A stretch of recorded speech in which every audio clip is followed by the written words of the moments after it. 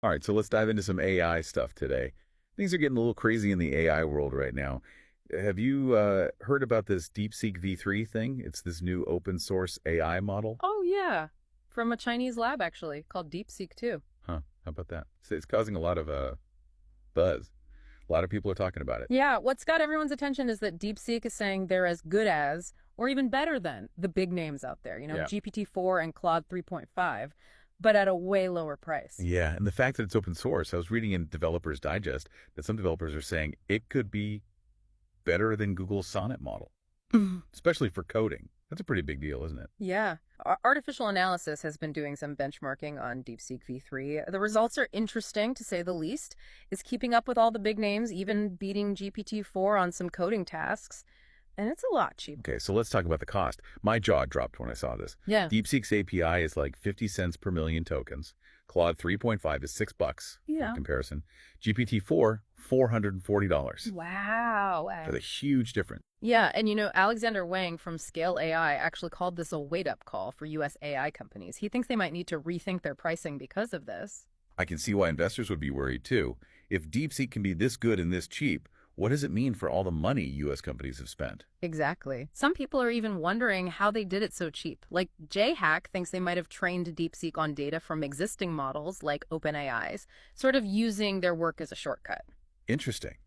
But Developers Digest said DeepSeek was trained on a huge data set, 14.8 trillion tokens, and for only 57 days. The whole thing cost like $5.6 million, apparently. They said they used a reasoning model to make training faster. Maybe that's how they did it. That could be it. But it does make you wonder about that $5.6 million figure. If they use data from GPT-4 or something like that, isn't there a cost to make that data in the first place? True, true. It's like saying baking a cake is cheap if you start with a pre-made mix. You have to factor in the cost of making that mix too. Right. And this goes beyond just the money. It also brings up questions about who owns the data and if DeepSeek is doing anything wrong when it comes to intellectual property. It's crazy to think DeepSeek is free and open source. Hmm. While ChatGPT costs like, what, $200 a month or something? It makes you wonder about the business side of things, you know? Like, are the big AI companies being wasteful?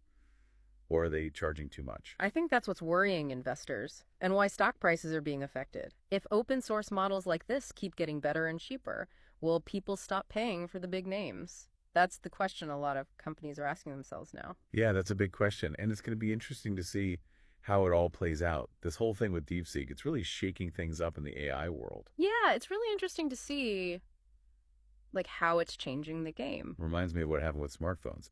You used to have those big expensive phones that only business people used. Then Apple came out with the iPhone and everything changed. Yeah, good analogy. Just like the iPhone changed phones, DeepSeek could change AI. Right, because DeepSeek is open source and free. But the big name models cost hundreds of dollars a month. It makes a big difference for who can use it. Exactly. It's like it's making AI more democratic. Totally.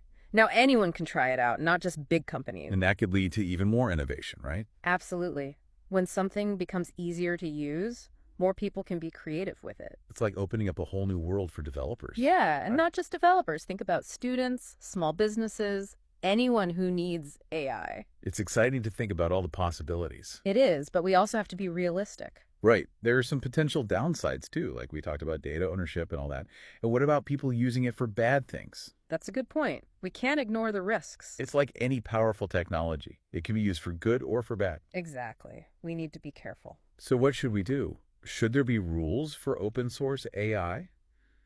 Or maybe some guidelines for how to use it ethically? I think it's going to take a lot of different things.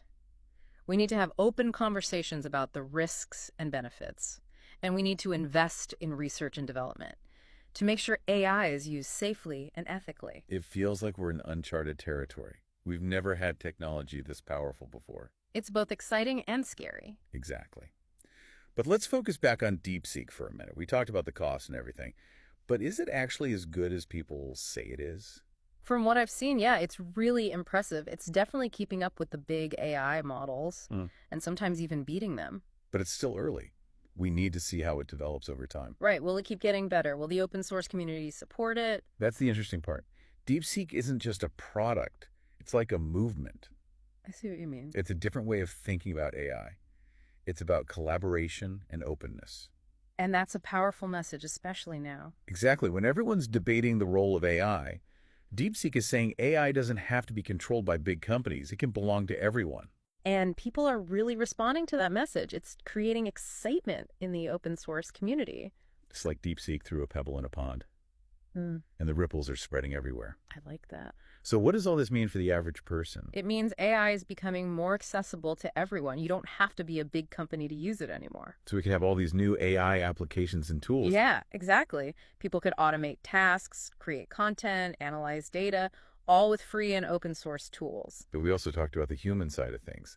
How will this affect us personally? Think about what this could do for education, or for creativity or problem solving.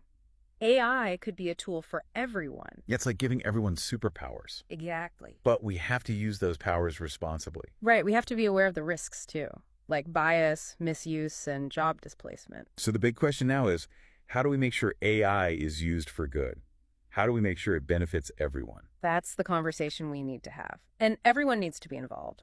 Developers, policymakers, researchers, and regular people. Because ultimately, it's about the kind of future we want to create. Yeah. It feels like a real turning point, Yep. not just for AI, but for all of tech. This whole open source versus proprietary thing, Yeah. it's like a battle of ideas. It is, yeah. And DeepSeek is right in the middle of it. And it's not just the tech itself either. Yeah. It's the economics of it all. And the geopolitics, too. Right. You have China becoming a huge player in AI now. And it could really change things for U.S. companies. No wonder investors are a bit nervous. Yeah, it's definitely uncertain times.